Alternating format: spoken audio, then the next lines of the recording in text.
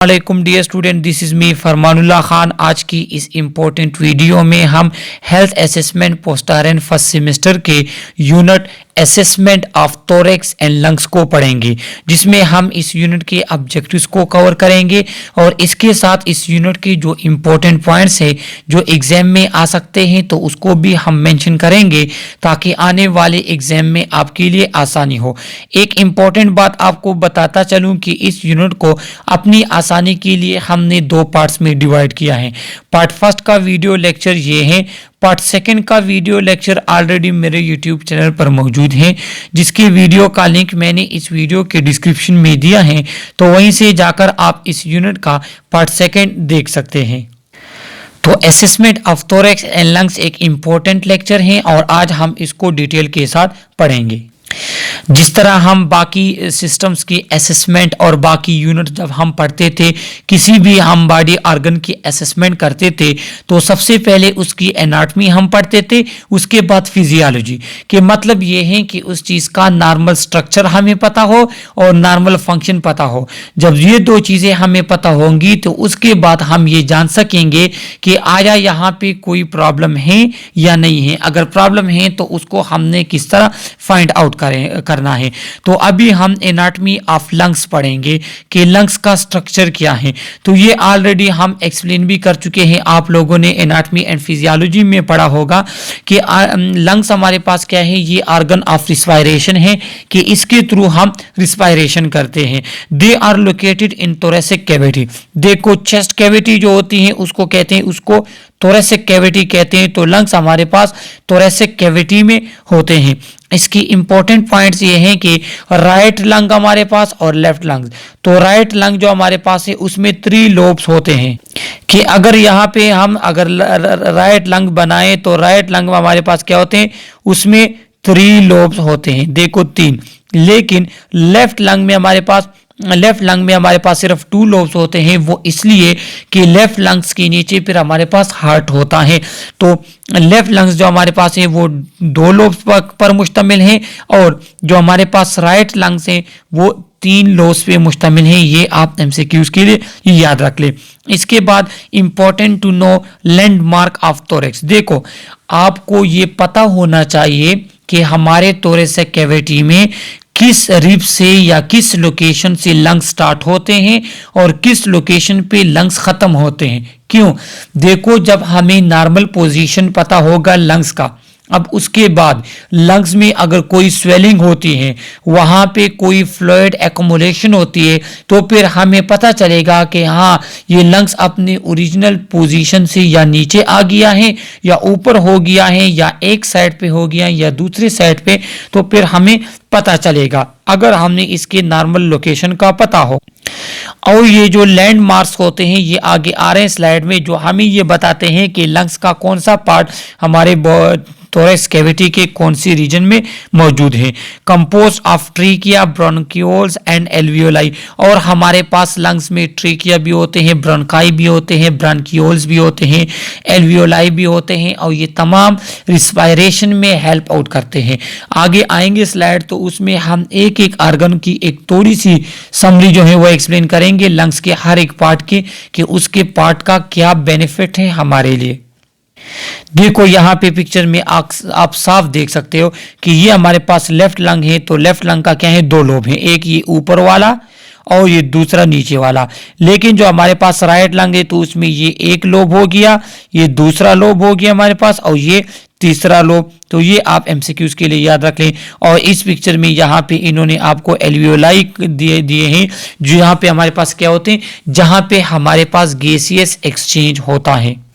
अब जिस तरह मैंने आपको कहा था कि हमें लैंडमार्क का पता होना चाहिए। लैंडमार्क्स किसे कहते हैं? लैंडमार्क्स के हमारे लंग्स की जो पोजीशन है थोरैक्स में, तो वो कहाँ पे है। तो सबसे पहले हमारे पास है थोरैक्स एंटीरियर एस्पेक्ट। अगर फ्रंट साइड से हम थोरैक्स कैविटी को चेक करते हैं तो हमारे पास सुप्रास्टर्नल नोच होता है। क्या होता है यहाँ पे आप देख ले, ये जो आपको पिक्चर में यहाँ पे दिखाई दे रहा है, ये हमारे पास क्या है, ये हमारे पास ये सुप्रास्टर्नल नोच होता है यहाँ पे स्टर्नम बोन्स के ऊपर।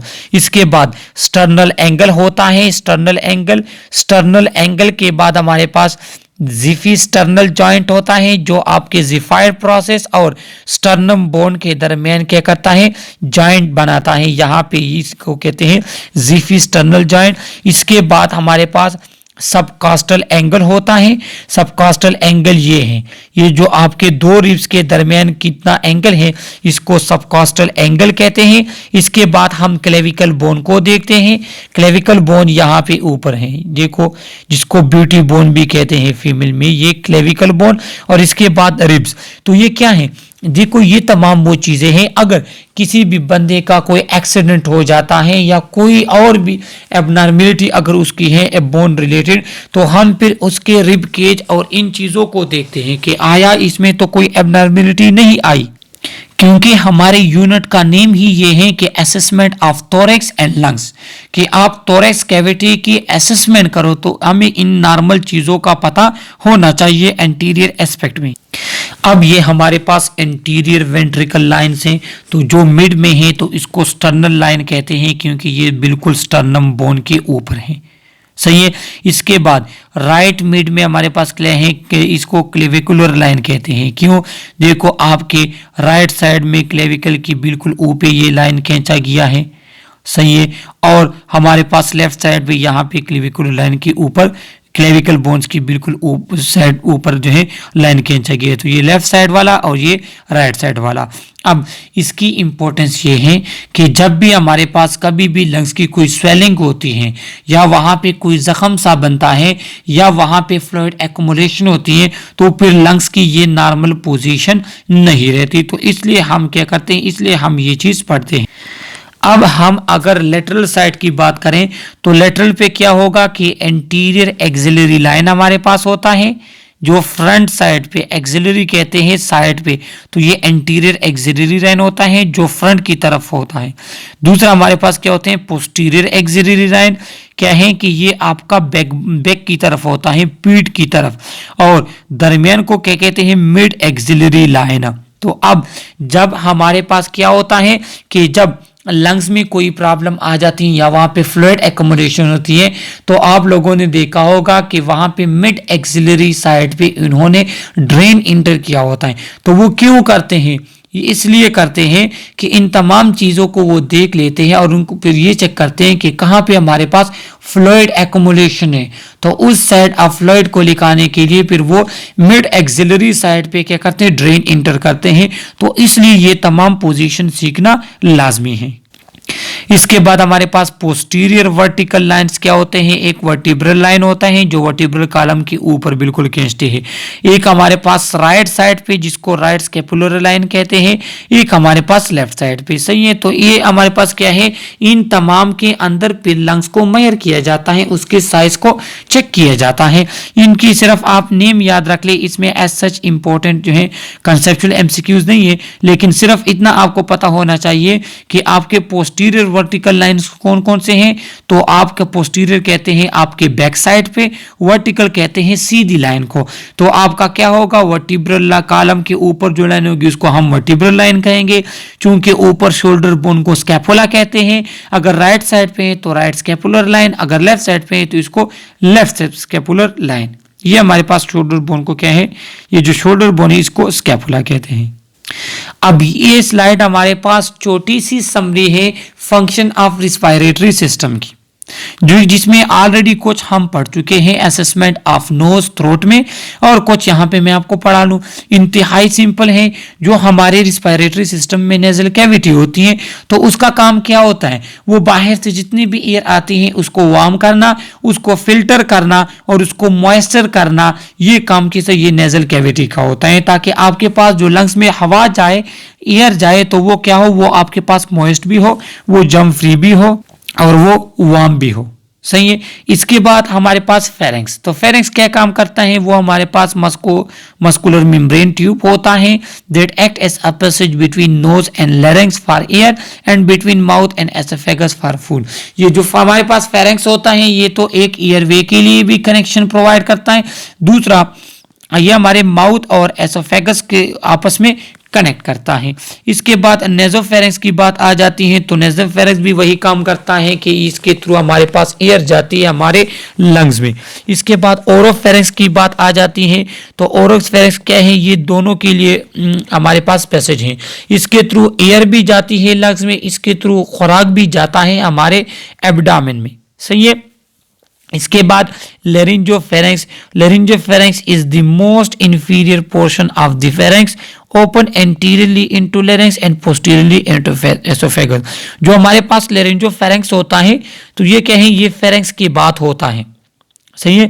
और ये फ्रंट में किसके साथ, फ्रंट में ये ऑक्सीजन, ये मतलब लंग्स के साथ कनेक्ट होता है फेरेंक्स के साथ, और हमारे पास ये एंटीरियरली जो है ये लेरेंस के साथ कनेक्ट होता है, और पोस्टीरियरली बैक साइड पे ये एसोफेगस के साथ कनेक्ट होता है। सही है। ये आप एमसीक्यूज के लिए ये चीज़ें याद रख लें। इसके बाद हमारे पास जो है लंग्स में फिर लेरेंक्स की बात आ जाती है तो लेरेंक्स क्या काम करते हैं, वो फेरेंक्स और ट्रेकिया को आपस में मिलाते हैं। देखो यहाँ पे मैं आपको पिक्चर के थ्रू दिखा दूं। इस पिक्चर में आप लोग देख सकते हैं कि ये हमारे पास नोज है, नोज के बाद फिर यहाँ पे फेरेंक्स, फेरेंक्स के बाद फिर लेरेंक्स स्टार्ट होता है, लेरेंक्स के बाद फिर ट्रीकिया आ जाती है, ट्रीकिया से एयर चला जाता है ब्रोंकाई में, ब्रोंकाई से ब्रांकियोल और लंग्स में। तो ये क्या है, ये हमारी पूरी एनाटॉमी है लंग्स। और ये हम इसलिए पढ़ते हैं कि जब हमें इसके नॉर्मल का पता चल जाए तो फिर इसकी एबनॉर्मलिटी फाइंड करना फिर हमारे लिए आसानी होगी। इसके बाद हमारे पास कुछ कार्टिलेज भी होते हैं जिसमें थायराइड कार्टिलेज आते हैं, एपिग्लैटिस आते हैं, क्रिकाइड कार्टिलेज आते हैं। और इन तमाम कार्टिलेज का काम क्या है, इन तमाम कार्टिलेज का काम ये है कि आपके पास खुराक जो है वो कहाँ पे, वो आपके पास लंग्स में ना जाए, ट्रीकिया में ना जाए। एपिग्लैटिस जो हमारे पास होते हैं तो वो इस चीज़ को प्रिवेंट करते हैं। इसके बाद पेट कार्टिलेज हमारे पास होते हैं तो उसमें वोकल कार्ड भी आता है और वो क्या करते हैं, वो हमारे रिस्पायरेटरी सिस्टम को सपोर्ट भी प्रोवाइड करते हैं। इसके बाद ट्रीकिया की बात आती है तो वो मैंने आपको पिक्चर के थ्रू बता दिया कि ट्रीकिया क्या करता है कि वो लेरेंस को कनेक्ट करता है आपके ब्रोंकोई के साथ। ट्रीकिया हमारे पास कंडक्टिंग ट्यूब है जिसमें 10 से लेके 12 तक रिंग शेप क्या हो जाते हैं, जिसकी हमारे पास 10 से लेके 12 सेंटीमीटर इसकी लेंथ है हमारे पास ट्रीकिया की। और ये क्या काम करता है, इसमें आपके पास एयर आता है लैरिंक्स से ब्रोंकाई की तरफ। इसके बाद जब आप लंग्स की नीचे की तरफ आप आएंगे तो ट्रीकिया कनेक्ट होता है ब्रोंकाई के साथ। और ब्रोंकाई क्या करता है, ईच प्राइमरी ब्रोंकाई हमारे पास एयर को ट्रीकिया से ले जाके ब्रांकियोल में इंटर करता है।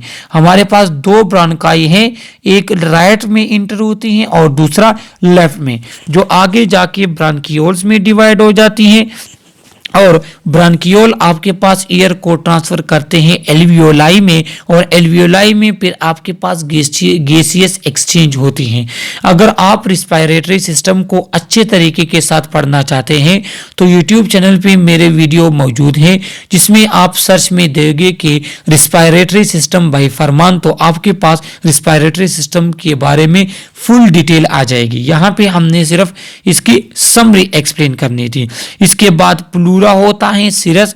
प्लूरा हमारे लंग्स के इर्द गिर्द मेम्ब्रेन को प्लूरल मेम्ब्रेन कहते हैं, जिसमें अक्सर डिजीज में क्या होता है, प्लूरल में फ्लूइड एक्युमुलेट हो जाता है जो लंग्स के ऊपर प्रेशर परफॉर्म करता है और क्या करता है, हमारे पास different type of respiratory problem फिर आ जाती हैं। इसके बाद हमारे पास पेराइटल प्लूरा है और विजरल प्लूरा। पेराइटल प्लूरा आपके पास बाहर की तरफ जो दीवार है और विजरल जो प्लूरल मेम्ब्रेन की अंदर की तरफ दीवार है, और इन दोनों के दरमियान प्लूरल फ्लूइड होता है जो लंग्स को डैमेज होने से बचाते हैं, उससे फ्रैक्शन वगैरह से बचाते हैं। तो ये हमने एनाटॉमी और फिजियोलॉजी पढ़ ली किसकी, थोरैक्स की और लंग्स की। अब अगर हमारे पास कोई भी पर्सन आ जाए, उसको थोरैक्स प्रॉब्लम हो या लंग्स प्रॉब्लम हो या ब्रीथिंग प्रॉब्लम हो, तो फिर हमने उससे हिस्ट्री किस तरह लेनी है। सबसे पहले तो हमने सिम्टम ऑफ रिस्पायरेटरी ट्रैक का उससे पूछना होगा कि मतलब आपको रिस्पायरेटरी ट्रैक रिलेटेड क्या मसला है। मतलब ये है कि आपको गले में दर्द हो रहा है, आपको सांस में दुश्वारी है, आपका सीना जलन कर रहा है, या आपको जो है खांसी आ रही है, या आपको बलगम आ रहे हैं, या आपको जो है ना आपकी थ्रोट जो है वो पेन कर रहा है। तो सबसे पहले हम उससे सिम्टम्स का पूछेंगे, उससे प्रॉब्लम का पूछेंगे कि आप किन किन शिकायत के साथ आए हो। Second, history of previous illness. तो हम प्रीवियस इलनेस की हिस्ट्री भी पूछते हैं, मतलब ये है कि उसको कोई एस्थमा तो नहीं हुआ, उसको कोई टीबी तो नहीं हुई, उसको कोई लंग्स कैंसर तो नहीं हुआ था, या उसको किसी एक्सीडेंट की वजह से उसके लंग्स पहले उसको प्रॉब्लम तो नहीं हुई थी। तो हम प्रीवियस इलनेस के बारे में पूछते हैं। इसके बाद फैमिली हिस्ट्री भी पूछते हैं कि आया उसके फैमिली को कोई एलर्जी तो नहीं है, उसको एस्थमा कोई प्रॉब्लम तो नहीं है। तो इस तरह हम फिर उससे पूछते हैं। इसके बाद इन्वायरमेंटल एक्सपोजर। इन्वायरमेंटल एक्सपोजर अक्सर मेल के लिए होता है कि हम उससे पूछते हैं कि आप कहाँ पे काम करते हैं, वहाँ पे धुआं तो नहीं होता, वहाँ पे क्या हो, वहाँ पे डस्ट वगैरह तो नहीं है, तो वहाँ पे कोई केमिकल्स वगैरह तो नहीं है। तो इस तरह हम इन्वायरमेंटल एक्सपोजर के बारे में भी उससे पूछते हैं। सिगरेट स्मोकिंग करता है या नहीं करता। इसके बाद ऑक्यूपेशनल हिस्ट्री कि उसका ऑक्यूपेशन क्या है, उसका मशगला क्या है, वो किस इन्वायरमेंट में काम करता है, वो कौन सा काम करता है। जिस तरह हमारे पास कोयले के काम करने वालों को फिर लंग्स वगैरह की प्रॉब्लम ज़्यादा होती हैं, तो फिर हम क्या करते हैं, सब्जेक्टिव डेटा हिस्ट्री टेकिंग में हम ये चीज़ें पूछते हैं। अब ये स्लाइड इंतहाई इंपॉर्टेंट है कि principal symptom of respiratory tract इंतहाई इंपॉर्टेंट और इंतहाई सिंपल भी है कि हमारे पास अक्सर रिस्पायरेटरी ट्रैक रिलेटेड कौन सी प्रॉब्लम होते हैं। सबसे पहले तो हमारे पास कफ होता है, अक्सर लोग शिकायत करते हैं खांसी का। तो खांसी क्या है कि एपिग्लैटिस, अगर एपिग्लैटिस की वजह से कोई प्रॉब्लम होगी तो उसकी खांसी जो होगी वो बार्किंग क्वालिटी की होगी, मतलब भौंकनी टाइप होगी। तो ये कब होगा कि अगर उसकी एपिग्लैटिस में कोई प्रॉब्लम है। ये आप एमसीक्यूज के लिए याद रख ले। सेकंड क्या है, cough that is worse at night is suggestive of asthma और हार्ट फेलियर। अगर किसी बंदे को रात में खांसी शुरू हो जाती है और वो खतरनाक कंडीशन में कन्वर्ट हो जाती है, कंटिन्यूस वो खांसता रहता है, तो ये या तो उस एस्थमा को शो करता है या कोई हार्ट प्रॉब्लम को ये शो करता है। तो ये भी दो आप एमसीक्यूज के लिए याद रख लें। ये कफ के हमारे पास क्या है, सिम्टम है रिस्पायरेटरी ट्रैक के। इसके बाद स्पूटम, बलगम की बात आ जाती है कि लार्ज वॉल्यूम ऑफ प्रोलेंट येलो और ग्रीन, कि अगर वो खांसी के साथ वो बलगमी खांसी उसको हो और बलगम उसका येलो या ग्रीन कलर का हो, तो ये शो करता है कि या तो इसको ब्रांकियोस्टेसिस हुए हैं और लोबुलर नमूनिया। किसे कहते हैं कि जब आपके पास एयर वगैरह की एक्युमुलेशन हो जाती है आपके एल्वियोलाई में और एल्वियोलाई डैमेज होना शुरू होती हैं, तो फिर उसको क्या कहते हैं, वो आपके पास उस कंडीशन में येलो और ग्रीन कलर होगा किसका, बलगम का, प्रूलेंट का। इसके बाद पिंक फ्रती सेक्रीशन फ्रॉम ट्रीकिया इस पल्मोनरी एडिमा। अगर ट्रीकिया से वो कांसते हुए उसके बलगम पिंक कलर के होते हैं तो इसका मतलब उसको पल्मोनरी एडिमा है। पल्मोनरी एडिमा इसे कहते हैं कि जब हमारे पास एक बंदे का हाइपरवोलेमिक होता है, उसकी मतलब फ्लूइड ज़्यादा होता है, वो क्या फ्लूइड ओवरलोड होता है, तो बहुत ज़्यादा चांस होते हैं कि उसके लंग्स में फ्लूइड एक्युमुलेशन हो। तो उस कंडीशन में पिंक फ्रती सेक्रीशन होगा किसका, ट्रेकिया का। ये आप एमसीक्यूज के लिए याद रख लीजिए, पिंक कलर कब होगा और येलो और ग्रीन कलर कब होगा। इससे इजीली वो एमसीक्यूज लेकर आ सकते हैं। इसके बाद हमारे पास हीमोप्टोसिस की बात होती है, तो जब आपके पास बलगम में क्या हो, ब्लड आपके पास आ जाए, जब आपके पास स्पूटम में ब्लड आ जाए तो इसको फिर हम कहते हैं हीमोप्टोसिस। इसके बाद हमारे पास dyspnoea. Dyspnoea can be graded. Dyspnoea किसे कहते हैं, डिफिकल्टी इन ब्रीथिंग को कहते हैं, कि शॉर्टनेस ऑफ ब्रीथिंग को कहते हैं, कि जब हमारे पास लंग्स में कोई प्रॉब्लम आ जाती है तो फिर डिस्पनिया अक्सर हो जाता है।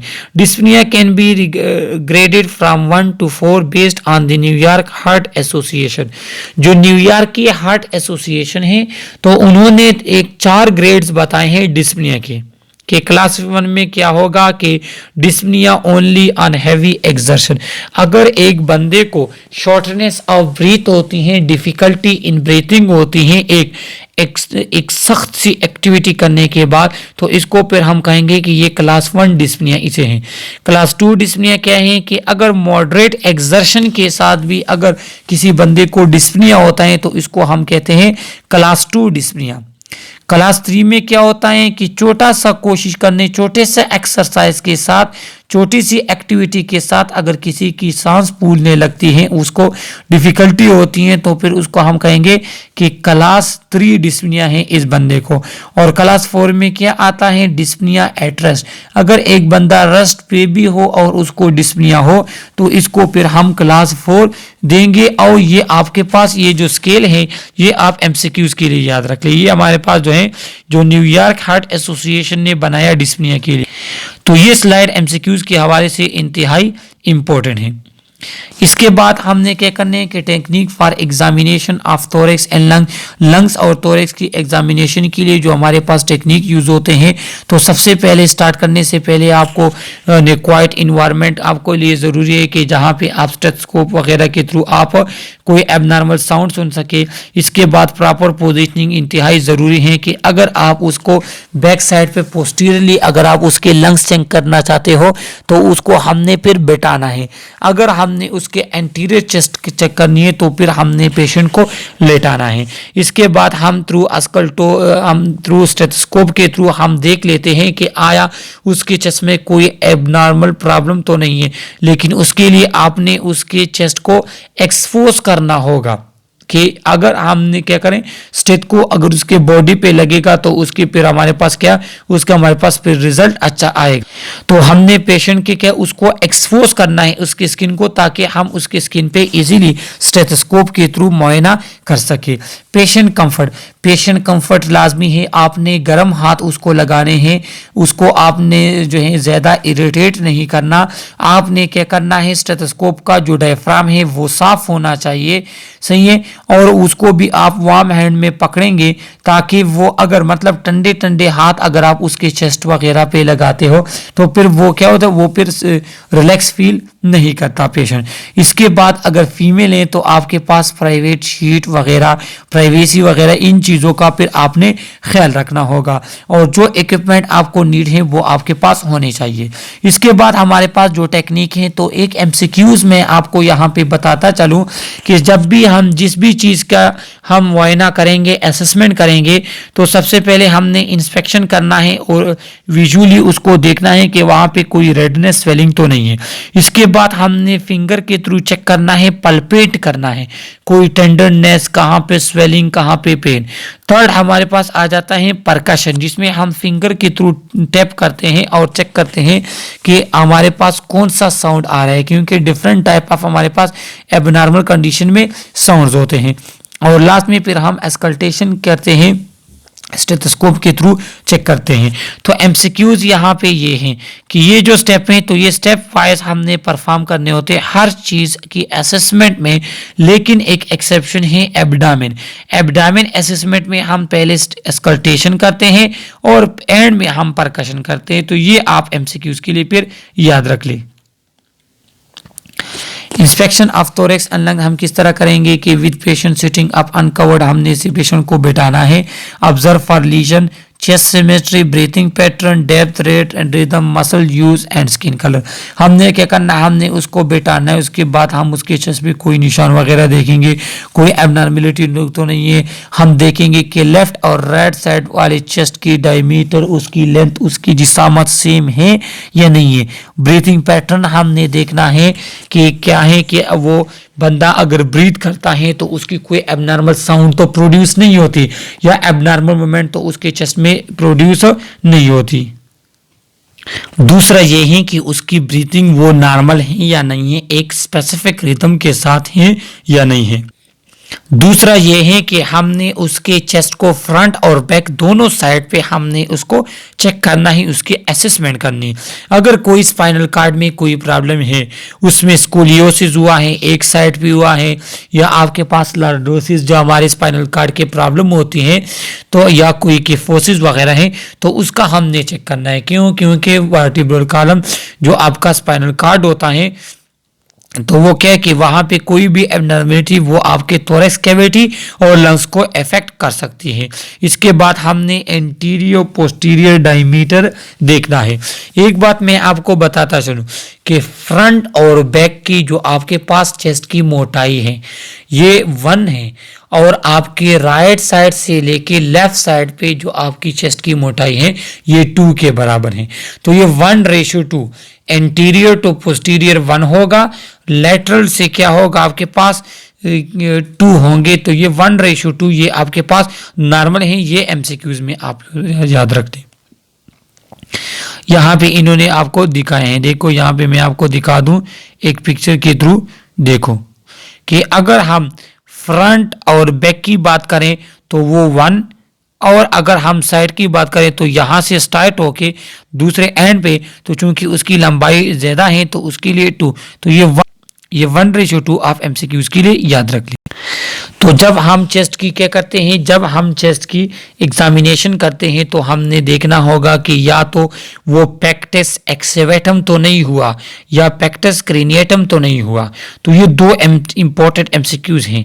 क्या है कि अगर किसी भी बंदे का चेस्ट अंदर की तरफ धसा हुआ हो, अंदर की तरफ बेंड हुआ हो, उसने कोई कैविटी बनाई हुई है, तो इसको हम पेक्टस एक्सेवेटम कहते हैं कि वो कैविटी उसने बनाई हुई है। इसके बाद हमारे पास सेकंड क्या है, अगर किसी बंदे का चेस्ट बाहर की तरफ निकला हो तो उसको हम पेक्टस क्रेनिएटम कहते हैं। और ये 2 हमारे पास क्या है, ये 2 हमारे पास एबनॉर्मेलिटीज हैं। इसके बाद हमने किफोसिस भी चेक करनी है। देखो ये इस पिक्चर में जो आप लोगों को दिखाया गया है कि हमने क्या करने चेक करने हैं, हमने स्कोलियोसिस चेक करने हैं कि उसके वर्टिब्रल कॉलम तो एस शक्ल में नहीं है, हमने किफोसिस चेक करना है कि उसका वर्टिब्रल कॉलम तो बाहर नहीं निकला। इसके बाद हमने लॉर्डोसिस चेक करनी है। तो ये क्या है, ये आपके पास वर्टिब्रल कॉलम एबनॉर्मेलिटी है जो थोरेसिक कैविटी के साइज को डिस्टर्ब करके आपके पास प्रॉब्लम क्रिएट कर सकती है। अब इस पिक्चर में आप लोग देख लें कि नॉर्मल जो हमारे पास चेस्ट कैविटी होती है तो वो क्या है, वो आपके पास इस शक्ल में होती है। यहाँ पे आप देख लें, ये हमारे पास क्या है, ये हमारे पास नॉर्मल चेस्ट कैविटी के पिक्चर हैं कि आपके पास ये राइट टू लेफ्ट आपके पास क्या होगा, 2 होगा, और फ्रंट और बैक आपके पास 1 होता है। तो ये 1:2 हमारे पास होता है। यहाँ पे आप देख सकते हो कि anterior to posterior diameter 1 into transverse diameter हमारे पास 2 के बराबर होते हैं। तो ये आप एमसीक्यूज के लिए याद रख लें। इसके बाद इन्होंने बैरल चेस्ट का कहा है। तो बैरल चेस्ट में क्या होते हैं कि अगर आपके चेस्ट की कोई एबनॉर्मल क्या हुई, इन्फ्लेशन हुई है, तो उसमें क्या होगा कि फ्रंट और बैक वो भी 2 के बराबर होंगे और राइट और लेफ्ट भी आपके पास 2 के बराबर होंगे। तो ये 2:2 ये बैरल चेस्ट को रिप्रेजेंट करेगा कि आपका फ्रंट टू बैक और साइड टू साइड ये 2 क्या है, ये दोनों की वेट आपके पास सेम है। तो ये इसको फिर क्या कहते हैं, इसको बैरल चेस्ट कहते हैं। और ये हमारे पास क्या है, ये हमारे पास एक एबनॉर्मेलिटी है। इसके बाद जो हमारे पास फनल चेस्ट था तो उसको पेक्टस एक्सेवेटम कहते हैं। ये हमारे पास क्या है कि ये बाई बर्थ भी हो सकता है, ये बोन की कोई एबनॉर्मेलिटी भी हमारे पास हो सकती है जिसमें जो स्टर्नम होता है वो अंदर की तरफ बेंड हुआ होता है। तो इसको क्या कहते हैं, इसको पेक्टस एक्सेवेटम कहते हैं। इसको हमने चेक करना है। ये हमारे पास हार्ट डैमेज भी काज कर सकता है, कार्डिक आउटपुट भी इससे कम हो सकता है। क्यों? क्योंकि जब आपका स्टर्नम अंदर की तरफ धसा हो तो आपका फिर हार्ट इजीली कंट्रैक्ट और रिलैक्स नहीं हो सकता। तो ये भी हमने फिर चेक करना है। इसके बाद पिजन चेस्ट जो हमारे पास, जिसको पेक्टस क्रेनिएटम भी कहते हैं, कि जब आपके पास चेस्ट बाहर की तरफ निकला हो, जो हमारे पास रिकट डिजीज की वजह से भी होता है, जो हमारे पास बोन और मसल्स बीमारी है छोटे बच्चे में, सही है। तो ये क्या है, इसमें इसका चेस्ट बाहर की तरफ निकला होगा। जो स्टर्नम होता है उसमें बाहर की तरफ क्या होते हैं, प्रोट्रूजन होती है। और एंटीरियर पोस्टीरियर डायमीटर भी आपके पास क्या होता है, ज्यादा होता है। क्यों? क्योंकि आपका चेस्ट बाहर की तरफ निकला है, तो फ्रंट टू बैक आपका फिर डायमीटर ज्यादा होता है।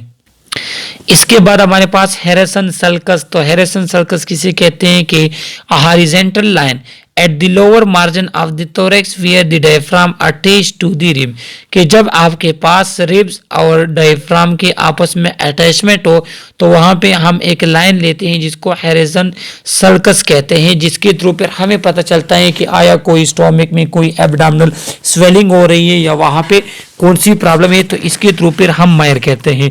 It appear in rickets because of lack of mineral mineralised calcium in the bone necessary to harden them. क्या होते हैं कि ये हमारे पास रिकेट डिजीज में ये लाइन हमें नजर आती है जो थोरैक्स और डायफ्राम के दरमियान होता है। सही है, जिन्होंने किया होता है that attach to the rib, जिन्होंने डायफ्राम को रिब्स के साथ अटैच किया हो, तो ये हमारे पास क्या होते हैं रिकेट डिजीज में। रिकेट एक ऐसी डिजीज है जिसमें बोन में कैल्शियम कम हो जाता है और वो क्या हो जाते हैं, वो कमजोर हो जाते हैं। तो जब आपके पास किसी बंदे को अगर रिकेट डिजीज है तो उसका ये हैरिसन सल्कस आपको नजर आएगा।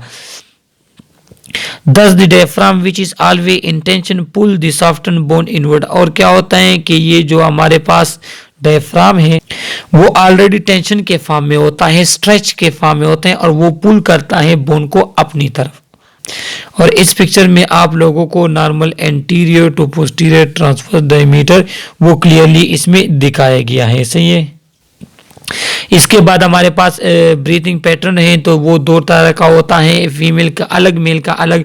मेल का एब्डोमिनोथोरैसिक ब्रीथिंग है जिसमें इंटरकास्टल मसल की जरूरत बहुत कम पड़ती है due to downward movement of diaphragm. Reverse क्या होता है कि आपके डायफ्राम के डाउनवर्ड मूवमेंट की वजह से आपका क्या है कि ब्रीथिंग के दौरान मेल में एब्डोमिनोथोरैसिक ब्रीथिंग होती है, उनका एब्डोमेन और थोरैसिक वाल जिसमें इंटरकास्टल मसल्स आते हैं वो इन्वॉल्व होते हैं।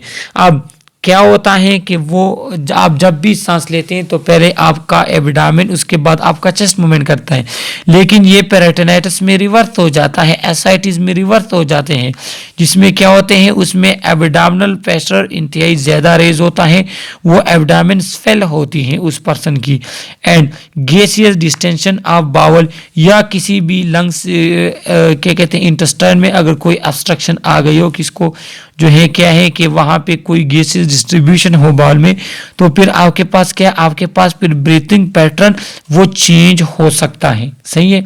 इसके बाद थोरैको एब्डोमिनल ब्रीथिंग जो फीमेल होती हैं वो ज़्यादातर अपने इंटरकास्टल मसल जो है वो क्या करती हैं, वो ब्रीथिंग के दौरान यूज़ करती हैं और उसके पहले मोमेंट वो चेस्ट करते हैं, उसके बाद abdomen with the use of intercostal muscle, ये इंटरकास्टल मसल यूज करती हैं। इसके बाद रिवर्स इनप्लोरेटिक and paralysis of intercostal muscle.